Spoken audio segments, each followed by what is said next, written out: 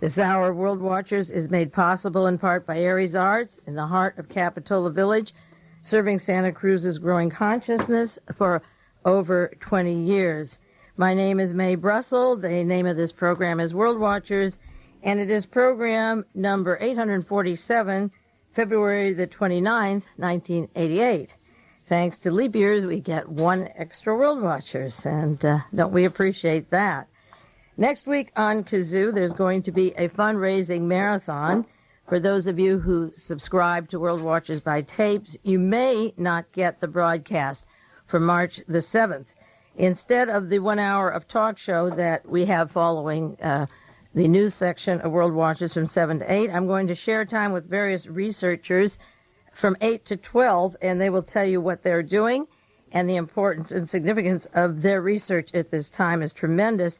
David Emery will be on the telephone with us from the Bay Area, Los Altos Hills. John Judge from Washington, Barbara Honegger here from Pacific Grove, Don Freed from Los Angeles, Ted Gandolfo from New York, Bo Gritz from, he's on trial now, but he lives in Nevada. And I have 3 other surprises for you, depending on what their commitment is at the time. Some very interesting surprises, and they say, if possible, at that hour, because back east it's much later, and several of them are very busy, and so we have to see how the hour goes. But what I want to suggest is that if you send in your renewal as a subscriber to Kazoo this week, and say this is for World Watchers, for Mae Brussell's program, if there are 30 renewals and 30 new members, people that are listening that have never subscribed, then we can go on with the program and have 5 hours of interviews with people and talk with them and share their information with you, all live, none of it pre-taped that you've heard before anywhere else.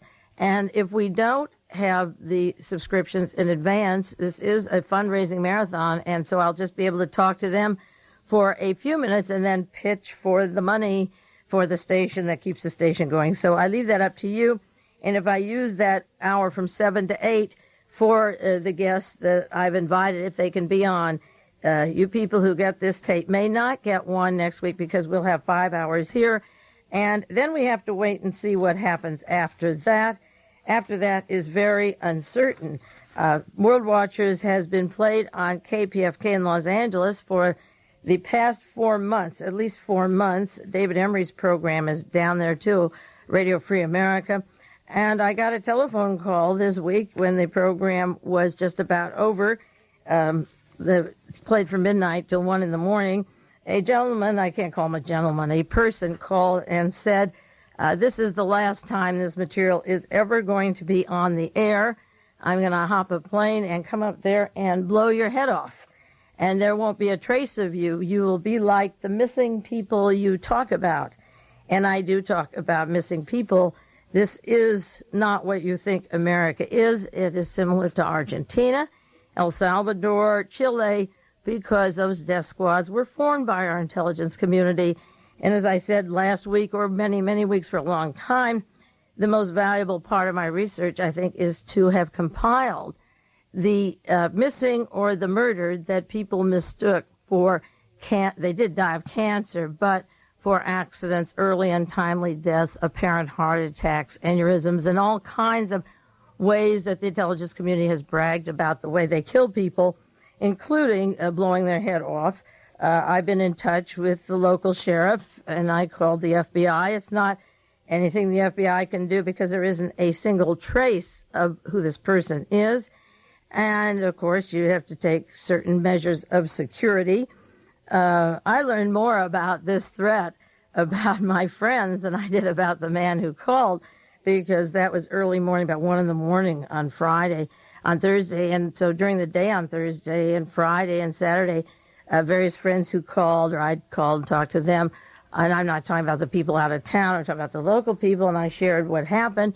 And it is terrifying because this man was not mincing words about what he was going to do. And of the local friends, there wasn't one single person that said, can I come to the house? You're alone. Who's going to come up the path? What's going to happen? It's a real shock that people take this as just another item that happens in the news. We're so saturated with news and events and with our own personal lives that the local people, and again, I'm not talking about out of town, there wasn't a single person between Thursday and this is Monday evening who even offered to come to the house, see what was going on, stay at the house, or in any way help with this kind of a threat hanging over me. And what I learned is that you really are on your own. And that's what I would say John Paul Sartre says. I've said over and over, I'm an existentialist, and I've learned that the theme of existentialism is that you're on your own. You're only responsible for yourself. I created the situation, and therefore I have to take the responsibility. If you can't stand the fire, get out of the kitchen, as Truman said. But on the other hand, I can pull out, pull back, not do the broadcast anymore. I don't know if he means Los Angeles or if he means Kazoo. We will have the program next week with the other researchers. And then I guarantee nothing. All of the things that I have said on tape are there for you. There's 10 years of tapes going back from 1977 to 1988. Everything you need to know to save your hide or inform yourself is on 1 hour a week for so many years, and tonight is broadcast 847. So you can go back a long way and study what happened. There's a lot of good books out. There's a lot of good articles. They don't make the connections. It's the connections that are dangerous. And the most dangerous thing I'm doing is talking about the connection of Satanism to the Defense Department, to the military. That is the thing that makes me a threat. Because when I learned and caught on how high up these Michael Aquinos and Oliver Norths and these types are in the rituals in Himmler's castle, it put another piece of my puzzle together. And speaking of pieces of puzzle, last week when I was at Kazoo and I came home, there was also a piece of a puzzle left next to my telephone. Somebody entered my house, let me know that they could get in when I'm away, and that has an interesting long story, and I could write down for you all the things that preceded the telephone call. I was aware of 7 different things that were happening before the phone call and incidents that were happening to friends and people around me that I don't think they want me to discuss on the air. I'm not isolated in this sense, but they're getting the heat also. Now, what this means is that a city like Los Angeles of 8 or 9 million, and maybe 3 or 4,000 listen to KPFK on a Monday morning from 12 to 1, but the entire city is held hostage to what they can hear, and you are held hostage to one man, one gun, what you can hear and who you can hear it from, and if it's not the official story, then you can't hear it. So if you think you're free, you're not. And if you listen to the past broadcasts and the things that I've said, you can figure out almost the time schedule of a lot of more things that are going to come down. Now, and besides talking about the Pentagon and the links to Satanism, and that's very important, there are 3 factors playing here, I believe. One is that it's an election year, and when George Bush was here on the peninsula, I told you how I was handing out information, and I called him Killer Bush, linking him to the Air Cuba that blew up, to Orlando Letelier and Ronnie Moffat's murder, and a lot of murders when he was the CIA director. The Secret Service asked me, did I like George Bush? I said, I don't like Killer Bush. Bush is going to be the selected candidate, the former CIA director, and nobody, I don't believe, is going to be able to stand in his way. They've suppressed so much information of Bush with the drug connections, the banking connections, and with Iran-Contra. And then the Christic Institute is going to go to court in May or June of this year, and Danny Sheehan, who is physically fighting, literally fighting, I think, for his life against the likes of SINGLAUB, Secord, and Hakim, who have dealt with killers so many years, that's been their profession. He's out in the line, certainly even more than me, and that is going to court. So that with Bush running for president at the same time that the Christic suit is coming down is important. And then Mr. Walsh, the special prosecutor, is going to come in with prosecutions. And, of course, I have been practically the only one in the United States continuously linking international imaging. Well, David Emery has done it, too, on his program, international imaging and Albert Hakim and the Enterprise, known as Enterprise, to Otto von Bolschwing and Helene von Dahm and the Hitler-Waffen-SS. And Walsh's prosecution won't come close to it, but what I always do is take the parts left out of the Warren Commission, the parts left out of Watergate, or out of the Iran-Contra investigation and try to get your awareness one step beyond. That's David's program, one step beyond what you're told. So with those things coming down, it is indeed dangerous to be telling people this isn't enough. And as this country gets closer to what I call the Nazification of America, the agents that are out there are acting like Nazis. That's what happened in Germany from 1919 to the year 1933 when Hitler was officially elected, and then all the laws were canceled. I wouldn't be doing this so hard, so much work, 23 years of research, 17 years on the air, if I didn't believe that it was very critical. But I realize now that I'm not going to make a martyr of myself. I've been up in the forefront of exposing a lot of these things, and I'm going to redirect my energies in other ways because, as again, I see you're really on your own, and you have to decide what your alternatives are and go in those directions. Most of you on the West Coast, certainly people in the East, didn't read the story of the lawyer, the woman, award-winning Palo Alto defense attorney, who went to a drive-in automated teller at the bank, the machine there, and was stabbed with a kitchen knife. Gretchen Burford was stabbed by somebody, either jumped in her car when she went to stop to get the money at the machine, or jumped in just at that time and killed her. She had recently gotten an acquittal for a burglary, and she also worked, I understand, against child abuse cases. And that was only in one paper, but child abuse was one of the problems. I have articles and files on news media people that have been killed, and all kinds of ways of dying, and male, female, those things don't matter in every country. The news media people have been attacked, and we've studied that or seen that, I'm sure. I pulled out just one article from my file to make a point. January the 15th, 1981, that was 7 years ago. San Francisco Chronicle, a report from London that journalism is an increasingly dangerous profession.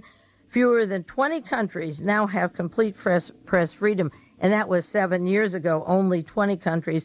And they discussed our allies such as South Korea, Turkey, Spain, South Africa, practically no freedom of the press, and of course the Middle East and Chile and El Salvador and Brazil and Nicaragua, Guatemala, the persons exposing certain pieces of information are off, and the press people have been dying. Mexico City, there's been a spate. I think about 8 journalists have been murdered in Mexico City.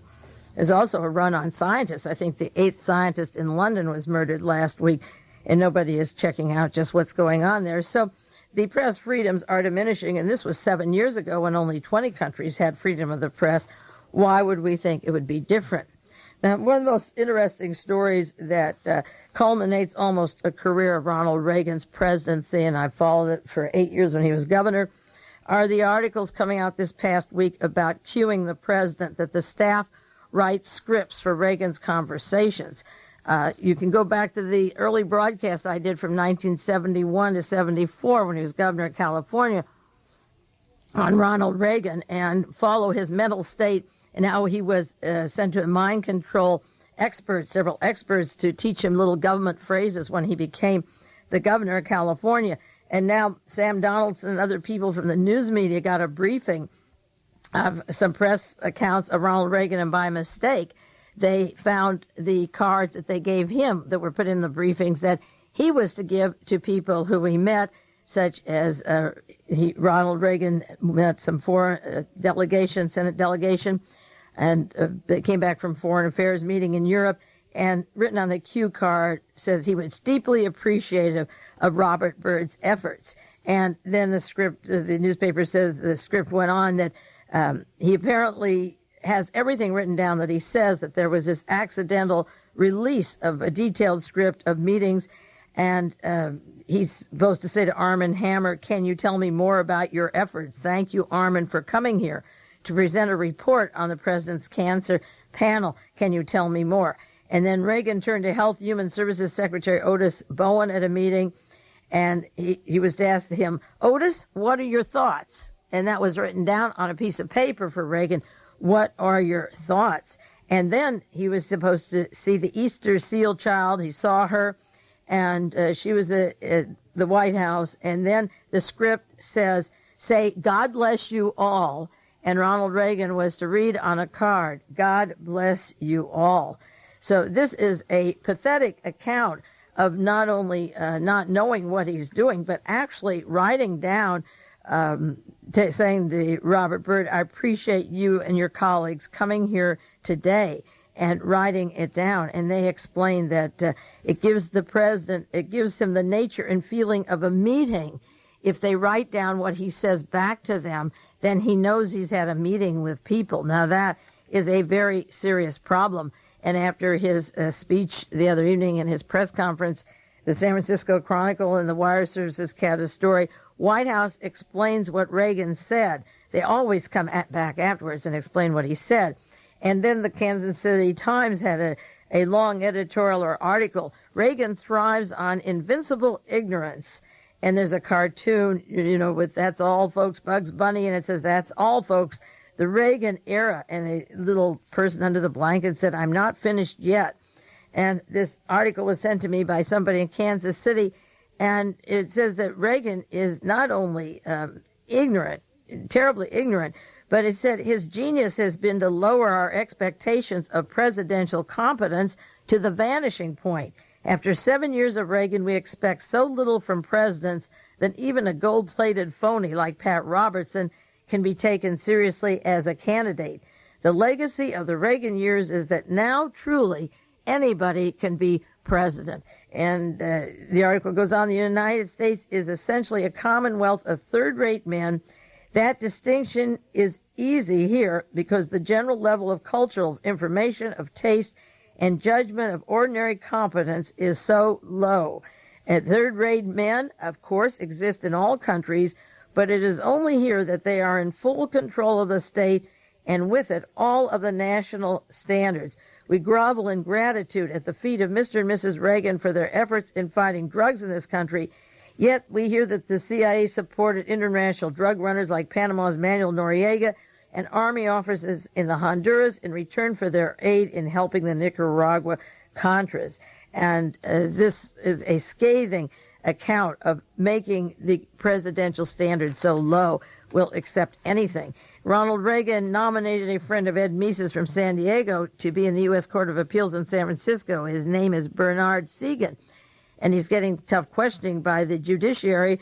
And, of course, Mr. Biden isn't there because he had brain surgery, and he's going to have more brain surgery. And he's out of the running for asking good questions, of course. But in 2-hour questioning of Mr. Segan, they wanted to know about his opinions on the court he expressed in the past. He questioned any validity of paper money. He questioned zoning restrictions and minimum wages that are irrelevant. And he said, "I'll change all my ideas if I get on the court." He came from the University of San Diego and went to the University of Chicago. He said, "Let me be on the court, and I'm willing to change my ideas. Appoint me, and I'll change my ideas." Another article I pulled out of my file, September 9th, 1983.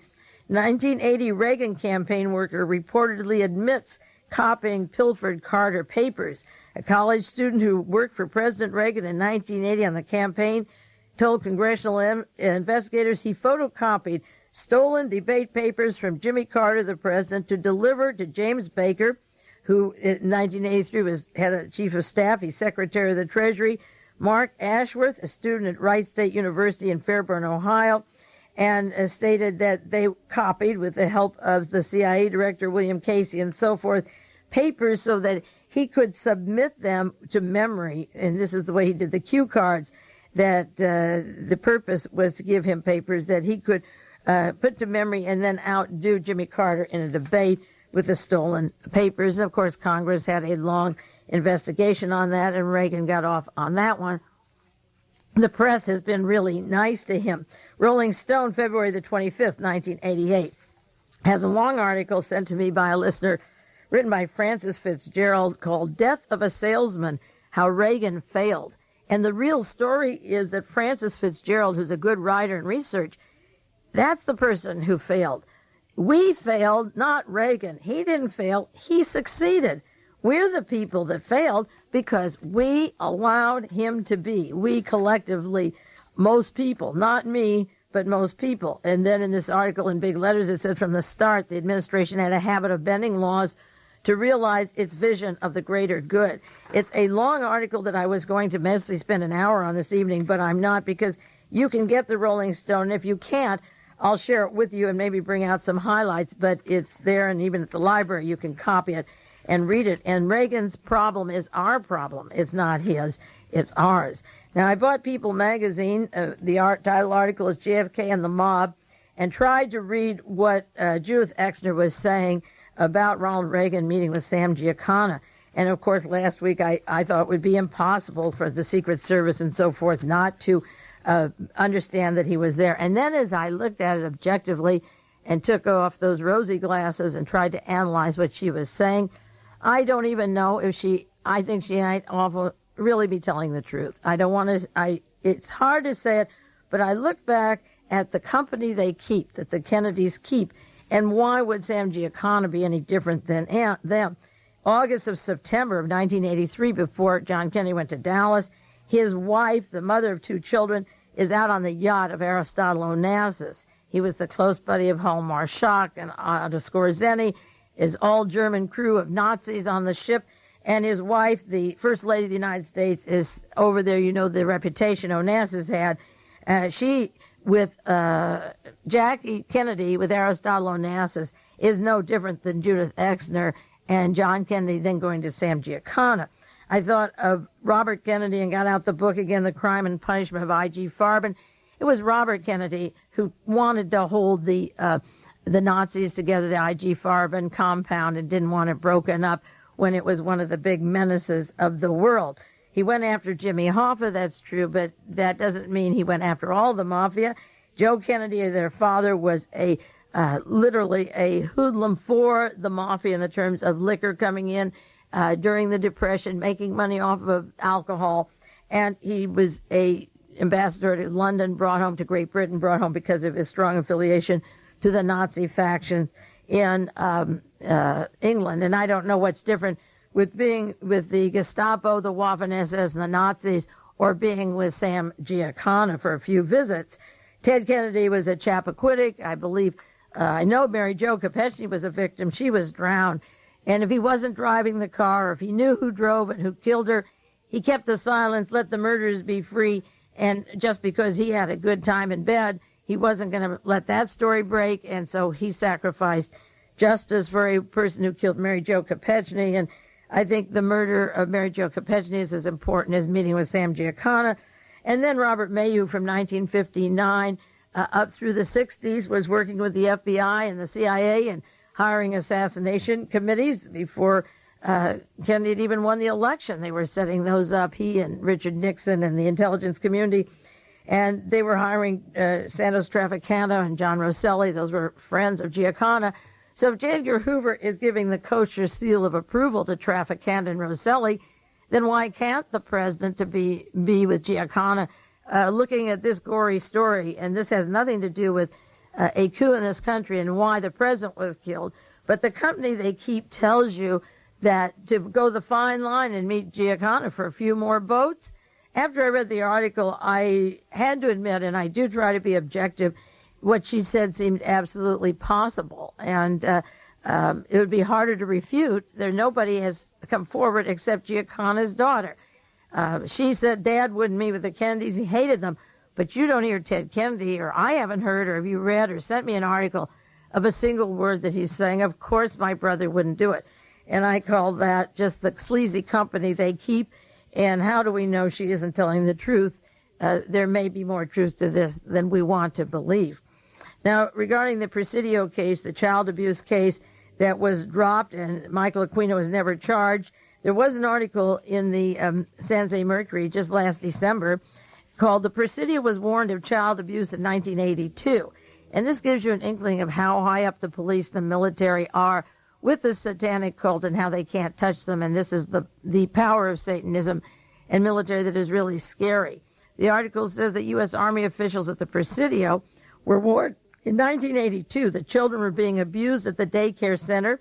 They failed to demand major changes until the Pentagon came in just last month and did a token investigation, which showed that everyone was not going to be charged. I mean, the people involved weren't going to be charged. This article says there was a military police investigation about the allegation of physical abuse of the children, and documents show that the Presidio was told over again this summer, in addition to the early warnings that as many as 60 children had been abused, and that Gary Hambright, a former Southern Baptist minister, another Baptist minister like Swaggart, the voyeur, the pornography, the man who was enjoying his pornographic liaisons in New Orleans or where else, that Gary Hambright, a Southern Baptist minister, was charged, we know, with 10 molestations. They've been dropped. And also under investigation last December was Michael Aquino of the Church of Set, the Satanic Church of Set. And this article says that documents and interviews showed that a long time ago, the center failed to hold employees accountable for their problems. They didn't do background checks on the employees handling the children. They failed to follow the Army's regulations that prohibit taking children off the base without parents' permission, and that abuse allegedly occurred on unannounced field trips. Allegations surfaced at least 5 years ago when Gunnarsson, then Child Support Services Coordinator at the center, was arrested for an alleged assault on a female worker at the center. There was an allegation that the female person, she was the one who revealed to the sheriff about what was happening. The children were improperly touched in the groin area by employees at the center. They reported it to the Presidio officials. They were told there was nothing to look into, and Gunnarsson would be dealt with through his command channels, and that people should not ask questions. And the article brings up interviews with people who say, why? Why was it called off? Why was the investigation called up? People complained many times, and nobody was concerned. One lady said, before I left, I saw a woman beat a kid until he threw up, and I knew something should be done. It wasn't. Presidio officials were warned again of abuse by the pediatricians at Letterman Army Hospital. A memo came in 1987 signed by the chief and assistant chief of pediatrics at Letterman, indications of abuse on children. And 8 months after the Army told parents there had been a single case of a child abuse and the children were safe, and it hadn't been true, and the pediatricians suggested that they're not sure about the safety of the children using the facilities. And then Captain Mike Tobin, the one who withdrew his child from this case, said, I have 10 years experience in the military, and I've never seen Army leadership as poor as this, with the exception of Lieutenant Colonel Robert Johnson and Major General Robert Molinelli. The Army's response lacked courage. It was characterized to protect the people's professional reputations and their jobs. And Tobin, a West Point graduate, felt that the Army was covering up and that the government needed to do something. And this was going on as early as 1982 and was going on continuously. It wasn't just an overnight affair. Now, I'm going to do the second half hour on the subject of narcotics in Honduras. We've talked or heard a lot about the problem. I've mentioned various aspects of Panama, and I could do Panama for the next 10 weeks or 20 weeks and the drug traffic in Panama. But it is getting a lot of publicity, so I want to talk about Honduras and Ollie North, because the Honduran drug connections are just about breaking into the news now, starting to come in, and the CIA and our government say it's out of control. We have no more control of it, which means that all of Central America is suddenly turning into the pockets and hands of the Medellin cartel. And keep in mind, the hero of the leader of the Medellin group is Adolf Hitler and Mussolini, and even though if you're arrested, they're still doing a very good business. I'm not going into the subject of the Middle East. A friend requested it, but I don't have to give you the score count each week of how many Palestinians are killed by the Israelis. It's on the evening news, and it's in all the newspapers and magazines, and I preferred this evening to go to the subject of the Honduran drug connections. So we'll take a 1-minute break now.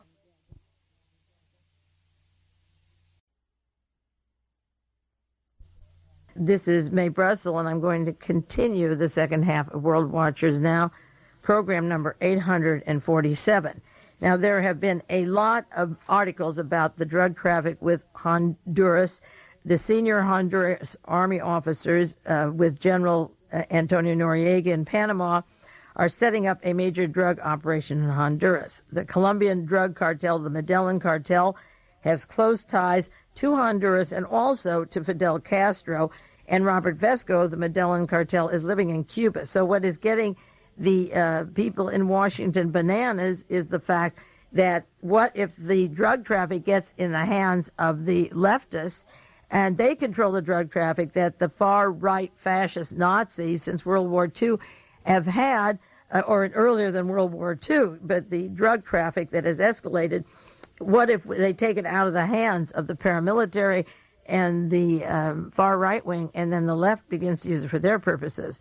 Now, the drug traffickers in Honduras have corrupted, according to the news accounts, political parties, army officers. That isn't just Honduras, that's the United States. Juan Ramon Mata Ballesteros is one of the big characters in the Honduras story. He's one of the major Medellin dealers. He's wanted in the United States for killing an American drug enforcement agent, Enrique Camarena Salazar, who was killed in Mexico in 1985. He lives in Honduras. He has built up a fortune worth $2 billion. Remember when Howard Hughes had $2 billion? We thought that was a lot. And he also has gotten the Honduran army into the drug dealing. Jorge Osha, a defendant in the Christic Institute, a bigwig in the Medellin cartel, was arrested in Colombia recently, driving a Porsche that belonged to Honduran military attaché Colonel Saeed Spear. And all of a sudden, the Medellin thing was so obvious because Osha's driving around in a car owned by the Honduras military drug people that trade with him. The chief of the Honduran Army Intelligence, Colonel Leonidas Torres Arias, is involved in drug traffic with Meta. And according to the news accounts, the CIA didn't mind the drug dealing until it found out that Arias was also giving guns to the Salvadorian rebels and the Sandinistas and Castro, and this set off the scene for Panama's confrontations, and then it'll be Honduras. And the CIA agents have really said we can't even compete with them in terms of money.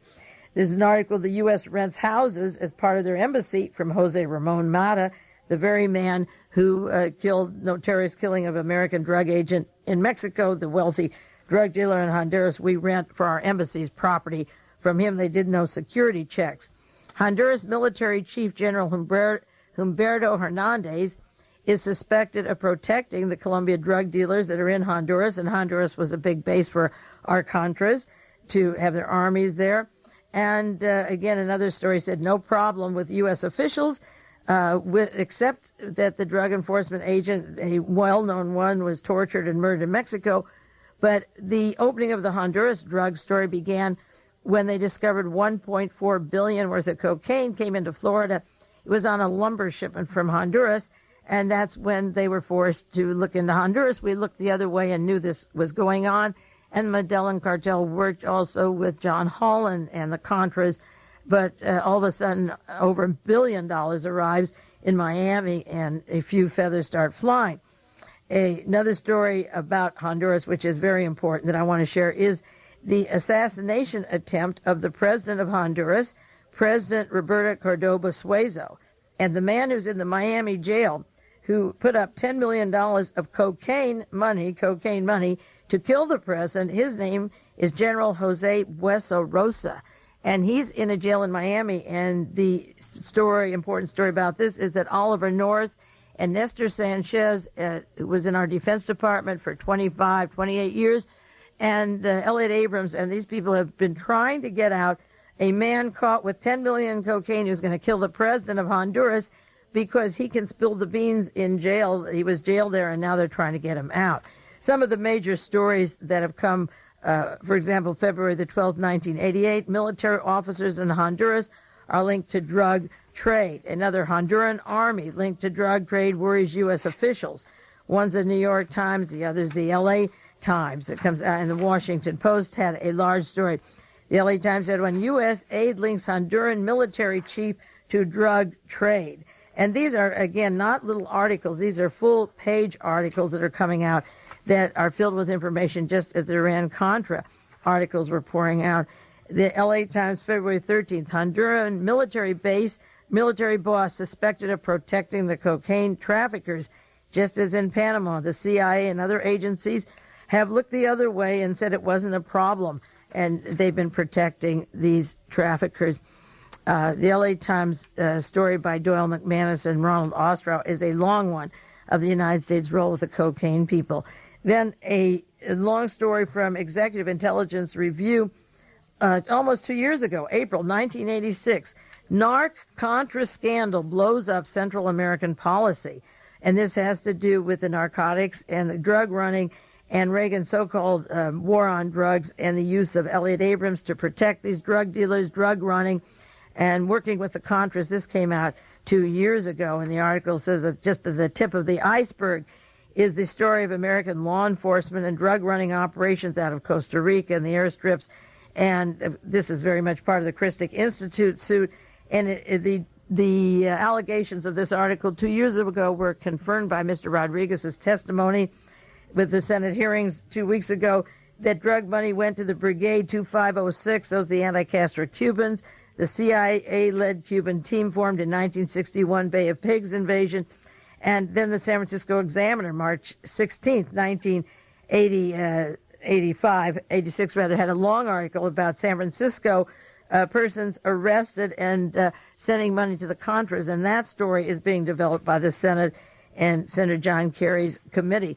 This article on the drug running and the Medellin cartel and the CIA and Elliot Abrams and the factors that be came out 2 years ago. The years go fast, but it was 2 years ago.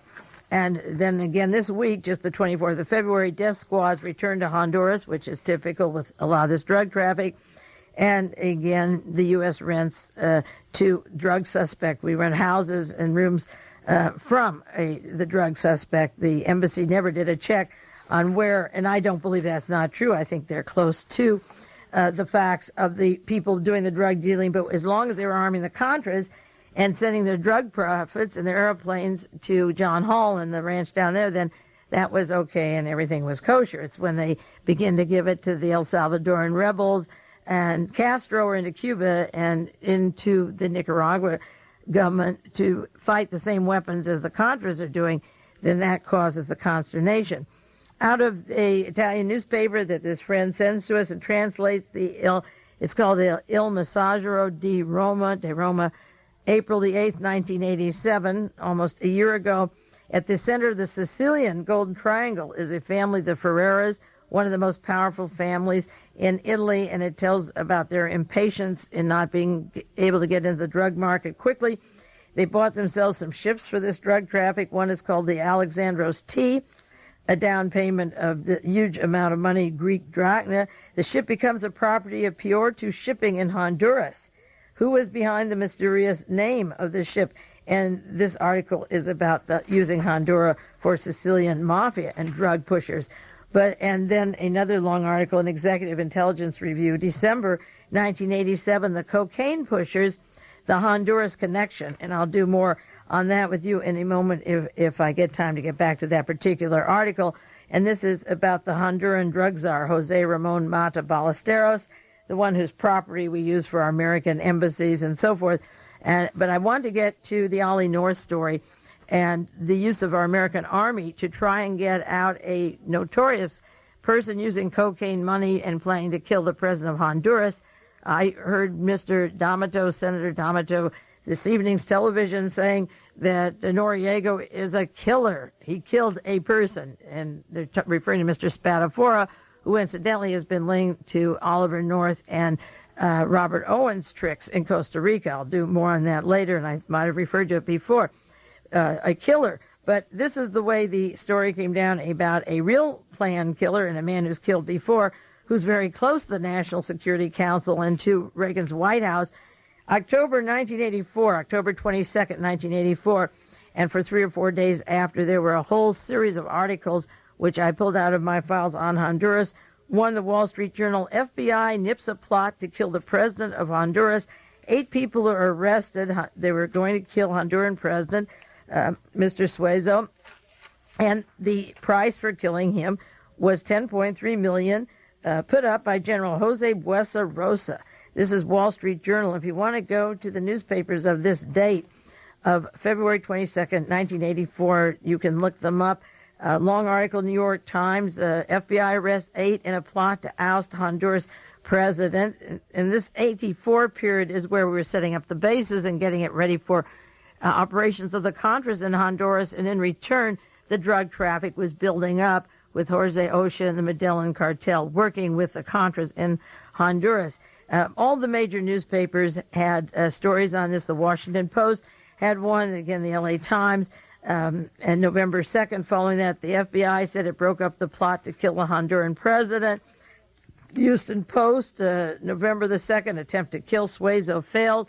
And again, the Wall Street Journal had a long column. It was a very outrageous plot to kill the president of Honduras, and it involved over $10 million of cash put up by General BUESO ROSA. Now, the New York Times, February the 23rd, 1987, has a long article, maybe two-thirds of a page, the New York Times. North urged leniency for Honduran linked to the assassination plot. Oliver North asked for leniency for Jose BUESO ROSA, the former Minister of Defense of Honduras, who was going to kill Roberto Suezo Cordova. Oliver North and the National Security Council have come to his help to try and get him out. The San Francisco Examiner had a picture of Ollie and Betsy North and a long article that covers the whole half of the newspaper page. North linked to mercy plea for would-be Honduran assassin. Now, this is an administration where Reagan is asking to stop drugs, to say no. Nancy says say no. George Bush is in charge of drug traffic. And the National Security Council and the White House are teamed up to get this person into office to continue the drug traffic of the Medellin cartel, so they'll fund the Contras and kill the president of Panama. The long articles that I've outlined, both of those from the San Francisco Examiner and New York Times, and I'll give you the essence of them. They say Lieutenant Colonel Oliver North tried to pressure the State Department. He used the State Department to intervene last year in a federal court where the Honduran general was convicted of conspiring to assassinate the former president of Honduras. Nestor Sanchez recently retired from the Pentagon, and Lieutenant General Robert Schweitzer, formerly of the Pentagon, he's now representative on the Inter-American Defense Board, wanted help from the State Department to get Mr. BUESO ROSA out of jail. Nestor Sanchez, as I described him, I had his name on the air just last week. He's the man from the Pentagon that was responsible for the arms shipments coming from Glenn Suham, the fellow that I talked about the last 2 weeks who was murdered in Paris. Suham sent weapons from Contras, and they were intercepted by Noriega in Panama. Suham was murdered in December of '86. Well, Nestor Sanchez was the gentleman from the Pentagon who was involved with the shipment of the weapons of that ship, the Pia Vesta, the seizure of that ship was seized. That's the same Sanchez who is described in Washington Post just a year ago, Deputy Assistant Secretary of Defense for Inter-American Affairs. He self-supervised U.S. military involvement with the Contras, and he was expected to train and ferry supplies to the rebels. He worked for the CIA for 30 years, and he also worked for the Defense Department here for 28, overlapping them at the same time, I suppose, or going from one to the other. Before retiring, his job changed. He was CIA 30 years, then to the Pentagon, and now he works for the Organization of American States, and he wanted the State Department to come in. Another person that wanted to save this person caught red-handed, Mr. Rosa caught red-handed with the $10 million of cocaine cash, drug money, and drugs right in his pocket. Michael Armacost of the Defense Department, who took over the joint United States-Israel Political Military Command in 1983, following Kissinger Associates. Lawrence Eagleburger was there, and he followed him. He's the third rank in the Defense Department. Eagleburger left that position of joint U.S. military Israel Political Military Command to become chairman of Kissinger Associates, Eagleburger, and then Armacost took his job as third-ranking official of the State Department and part of a senior group of administration officials overseeing the Contra program. Armacost is a career Foreign Service officer under the Secretary of State for Political Affairs. So Nestor Sanchez and Armacost want the man out of jail who would kill the president of Honduras, going back to this 1944 period and then pressuring later, right up to the time of the Iran-Contra affair, because they want to put in a person who will help the dealing of the drug cartel with the Contras and make sure it doesn't get in the hands of the rebels and those kinds of people. You know what that would be. Sanchez admitted talking to the State Department officials, and he's trying to get General BUESO ROSA out of jail. Lieutenant General Robert Schweitzer, Schweitzer, is also interested in his freedom. He left the Pentagon and works for a Washington-based international organization, the Inter-American Defense Board, and it's composed of the Organization of American States, and he's a large arms dealer for the international, it's called International Arms Inter-American Defense Board. Former head of the OAS was Mr. Orfea. Remember, Orfea was removed or pushed aside because of a scandal. He was taking money from the Organization of American States while he was on the salary of Robert Keith Gray and Company, and Robert Gray was the employer of Robert Owen, who was taking money from OPIC, that insurance group, down to John Hall to the tune of $850,000. And Robert Owen was the liaison to Carl Spitz Channel, the State Department, John SINGLAUB, and Robert Brown. And he came out of Robert Gray's office where Orfea works. He was getting a salary from Gray while he was getting a salary from the Organization of American States. The private funds that the Contras use are really for military purposes, and they use the Geneva bankers. But this nest of worms involves the State Department and people high up who want Rosa out. General Jose BUESO ROSA pleaded guilty to attempted assassination, to plot a coup in Honduras, and all drug charges were dropped against him. Now, people have gone, the California jails or in the United States, anywhere, they've gone to jail for 28, 30 years having a certain amount of drugs, but this man only had $10 million with him in cocaine, so that's not very much. The article says that federal judge Sidney Arnovich in Miami receives a lot of letters from fine and upstanding people saying that Rosa should be out, and among them, he said, was Oliver North, Nestor Sanchez, and Robert Schweitzer. The Contras have operated from the Honduran bases with the help of the Honduran Armed Forces, and North being on the National Security Council field, that Rosa, who knew about the back-channel weapons to Nicaragua rebels during the 1984-86 congressional ban on American military assistance to Contras, might embarrass the National Security Council and the White House if he were tried on drug and murder for hire. So in order to cover their bases, they're willing to let this notorious drug dealer out and this would-be murderer, and then get rid of the former president and literally be able to control the activities on Honduras. The judge dropped the charges of $10 million in the cocaine because they let his partners be charged. There were 7 of them, but they didn't want to tamper with this affair because of the high level of National Security Council, and that if he went to trial, he pleaded guilty fast, and the State Department said let him out because then otherwise you'll know too much about our assistance to the Contras by way of Contra. The New York Times says details of North's intervention in the Rosa case were on computer backup tapes that the White House turned over to a commission investigating the National Security Council. Buse and Associates had 700 pounds of cocaine to sell to finance the coup.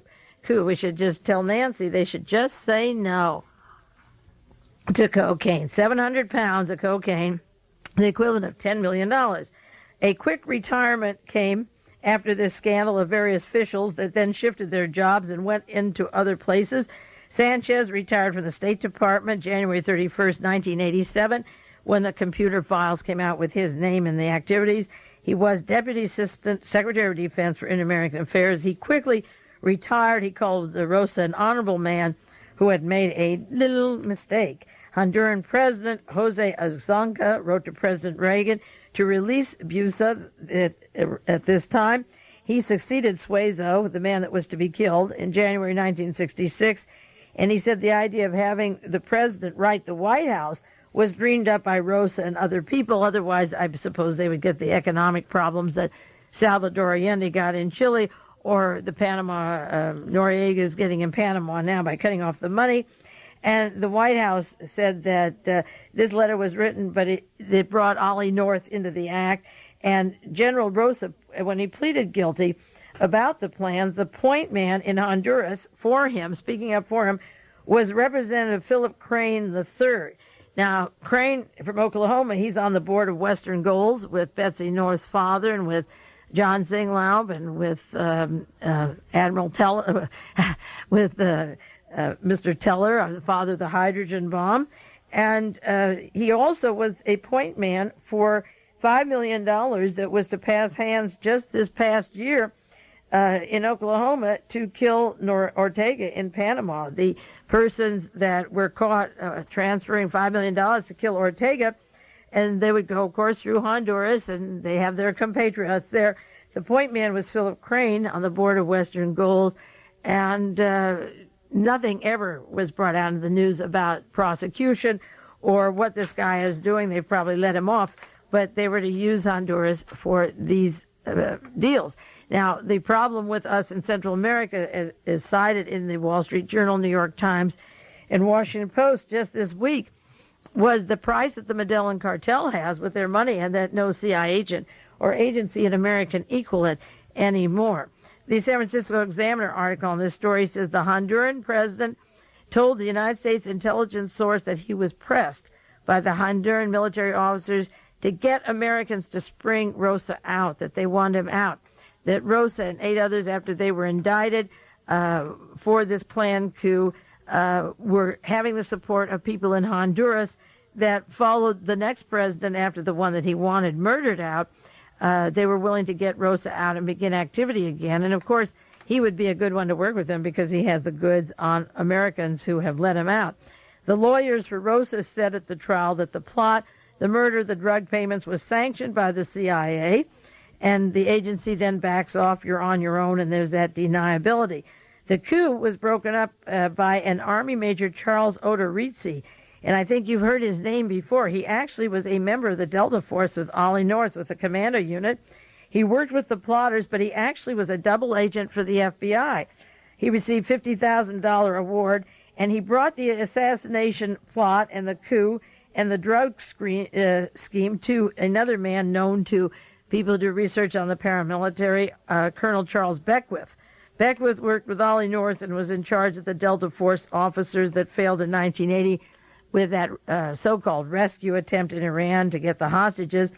And Beckwith was told by Odorizzi the plans to kill the president in Panama and the drug money that was being passed to do it. And Beckwith checked with the Central Intelligence Agency, and they referred the plot to the FBI. Odorizzi was hired by the FBI. He kept the plot in progress. And then Beckwith dropped out of the case, and he said he was annoyed that the CIA told the FBI that it would be okay. These special forces have a lot of muscle, a lot of influence, and he said it would be okay. And Beckwith testified at the trial that the plotters he talked with had wanted to take someone out. They did indeed.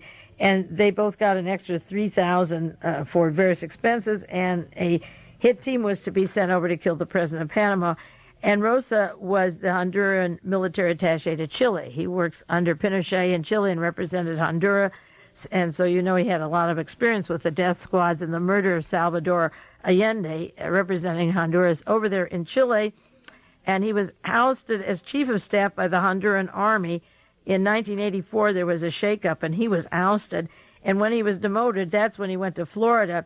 And his ouster was engineered by a young Honduran officer who felt that he was among a group of senior officers who turned their country over the United States into the Contras without any sufficient award, that the Contras in the United States had taken over Honduras. So Rosa went to Miami, where he was putting up the money to get back because the military there didn't want the Contras being trained in Honduras. They didn't want to be controlled by the United States.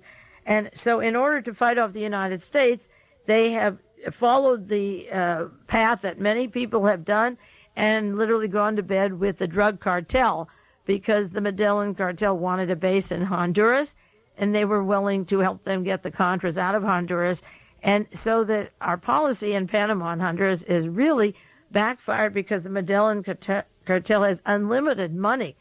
And as they've admitted in these various articles, the CIA used to be able to pay people to do a job, but the Medellin cartel has the amount of money it needs so that Central America could be turned over to the total cocaine cartel. Robert Vesco wanted a base at the island of Dominica, and it was part of a plan to invade that. He's now in Cuba, and it may be that the drug traffic someday may switch to the other side, and America will be told to butt off. And it won't be because of democracy, or maybe it's because they want a democracy in the United States, and the only way to do it is to play the same game we play and play the drug game. So Honduras is central to Ronald Reagan's plans. He wanted to use it to overthrow the Sandinista government. Ollie North was working for the National Security Council. He made trips to Honduras. He made them with Henry Kissinger and so forth.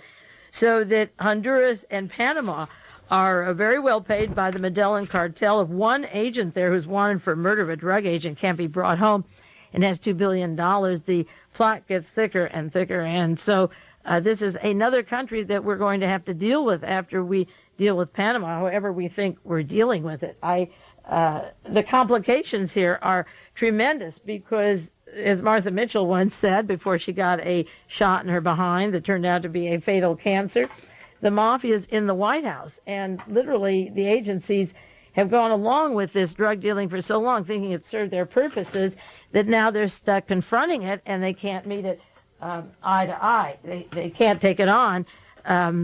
They can't work with it, and they can't take it on. So it'll be interesting to see how these factions meet each other on this battlefield or chess field, like a chessboard in the future.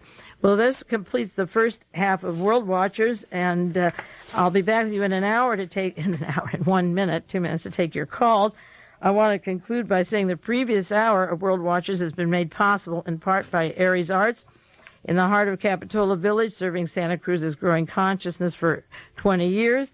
The views expressed here are those of myself and do not necessarily reflect the views of Kazoo's staff or board of directors. You hang in there, and I'll be back with you in just a moment.